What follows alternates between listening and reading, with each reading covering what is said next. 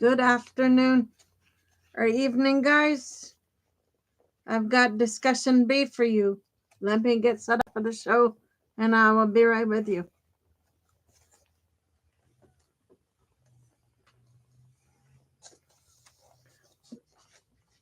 Now, for discussion B, guys, we're discussing uh, how to create a wellness focused home care plan. Okay, we're going to do that this afternoon or this evening for B. Start with daily routines, not diagnosis. Effective care planning begins by observing how someone moves through their day, like their eating habits, hygiene routines, and medication management, not just their medical conditions. And then set up the home for wellness. Small physical adjustments like better lighting, clutter free spaces, and accessible furniture can significantly improve ease and comfort in daily living. Encourage light daily movement, gentle, purposeful activity like watering plants.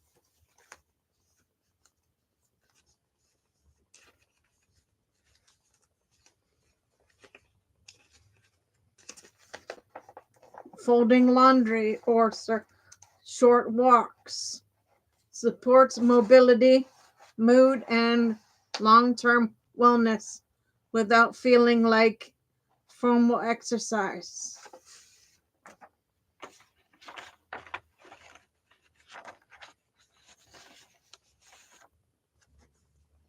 Prioritize social and mental stimulation, regular interaction, hobbies, and personalized activities help preserve cognitive health and emotional well being, such as like shared conversations or favorite routines matter, folks.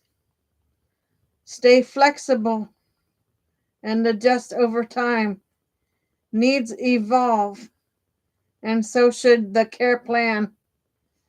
If signs of decline emerge, like sleeping more or less interest in activities, it's time to recess. Self care for caregivers, for the caregivers, for the caregiver is also emphasized as key to, to sustainable support.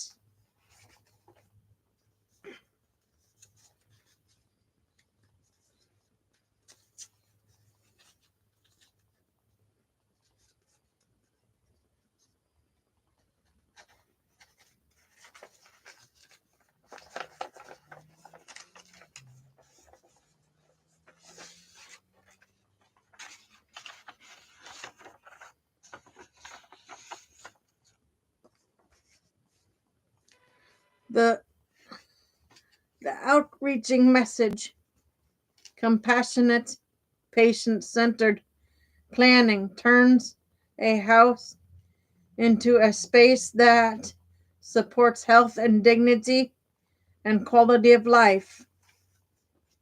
Would you like to explore how these strategies align with dementia prevention or caregiver burnout? Both areas you've been diving into lately. Absolutely. Daily routines are quiet but powerful force. in wellness focused care, especially for older adults and individuals with cognitive or physical challenges. At, at their core, routines create structure and predictability, which reduces stress and conserves mental energy. When someone knows what to expect, like when meals happen, when medications are taken,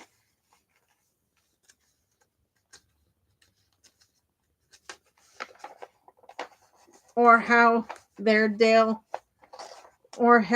day unfolds. It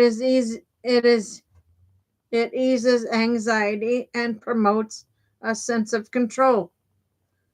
That feels that feeling of autonomy is deeply tied to dignity.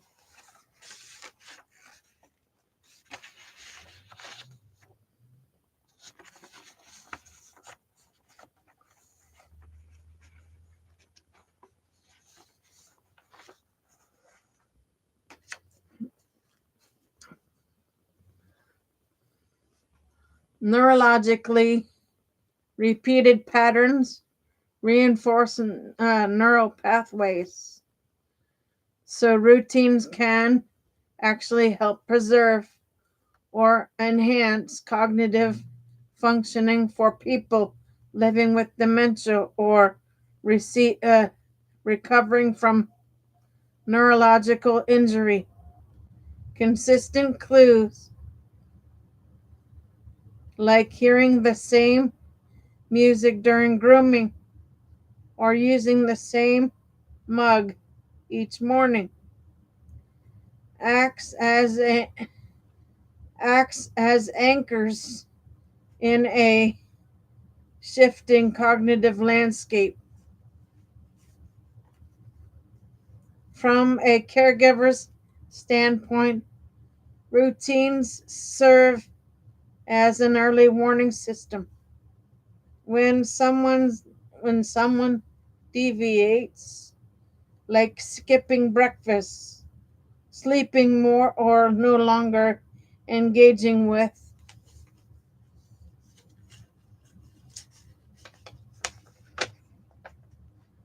a beloved activity, it may signal a health change worth exploring.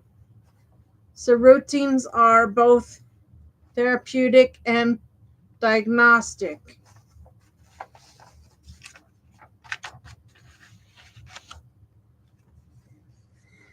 and they don't need to be rigid.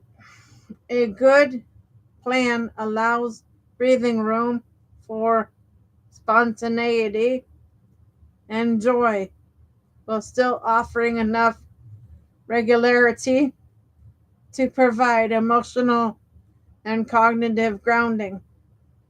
Given your deep dive into dementia risks reduction and caregiver resilience, I'd love to explore how we might tailor flexible but protective routines for a household managing early cognitive changes. Would you be would that be helpful? Tailoring daily routines for different individuals, like crafting a rhythm that matches each person's unique tempo, especially important in wellness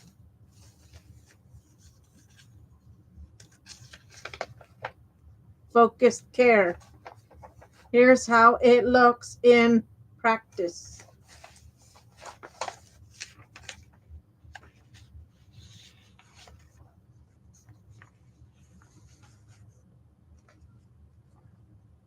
Start with personal history. What did they once love doing? Someone who used to enjoy gardening might find comfort and stimulation in watering outdoor plants or arranging flowers, even even if physical limitations now prevent them from digging outside. Familiarity grounds the routine in identity.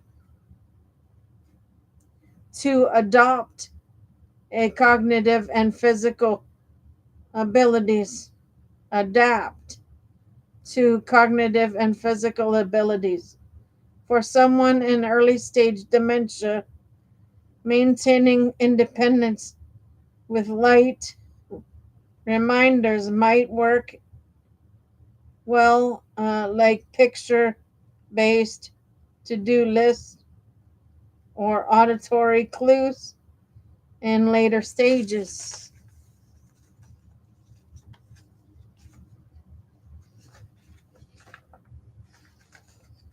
Routines may shift to be more sensory based.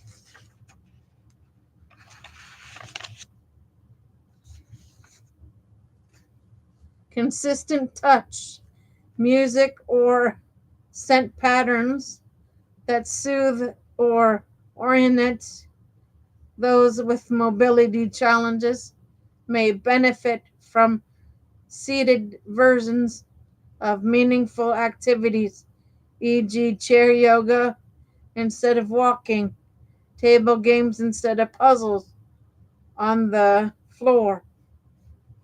Consider cultural and spiritual preferences. Routines that align with spiritual practices may, like morning prayer, meditation, or dietary customs, don't just support emotional well being, they affirm dignity and identity for build in autonomy.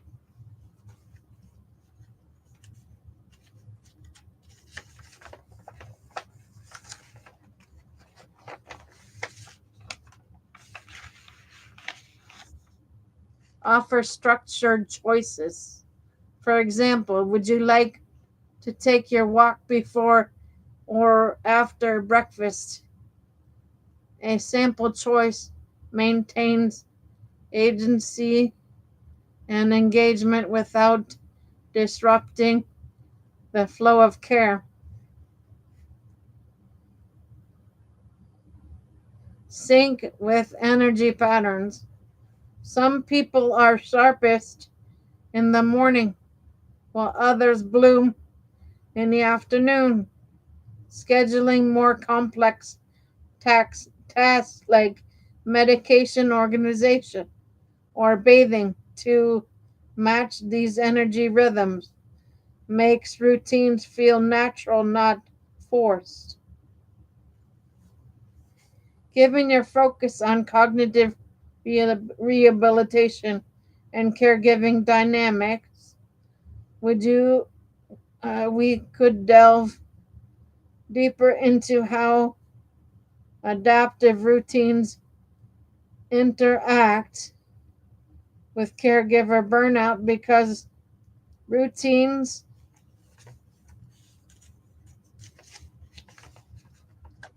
that benefit both parties tend to last.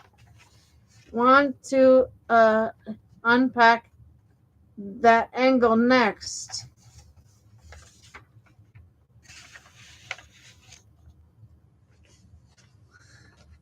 Tailored routines are more than a comfort for the care recipient. They're a lifeline for caregivers too.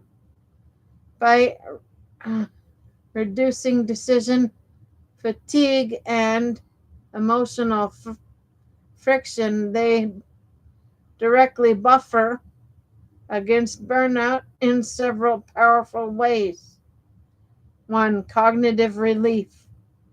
A well designed routine means fewer surprises, and urgent problem solving. When daily activities unfold in a predictable way, caregivers can spend less energy on planning and more on connection. This kind of mental autopilot lightens the consistent vigilance many caregivers experience. To time protection.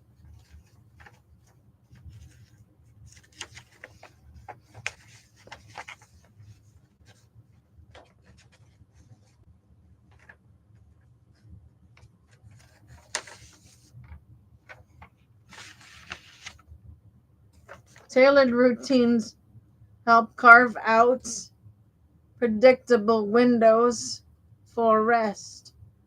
If the person being cared for naps at the same time each afternoon or engages independently in a favorite activity, caregivers can breathe, regroup, or even nap themselves.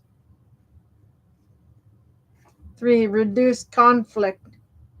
When routines are built around the individual's preferences and rhythms, there's less resistance, fewer battles over bathing or eating or transitioning between tasks.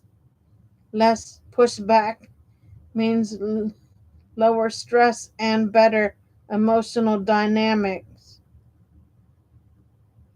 Shared responsibility, folks. This is where the caregiver and client have to coincide with some sort of regular routine.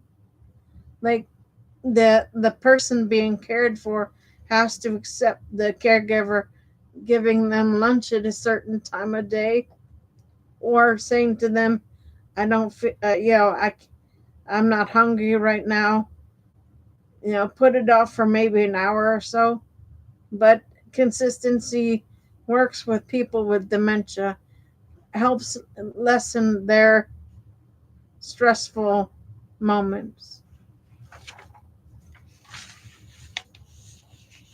Okay, so that's B for you. I'll be back on in a little bit for C. I'm gonna take a break now, so I will be back on shortly for C. Until then, Gator Wellness. Take care, folks. Yeah.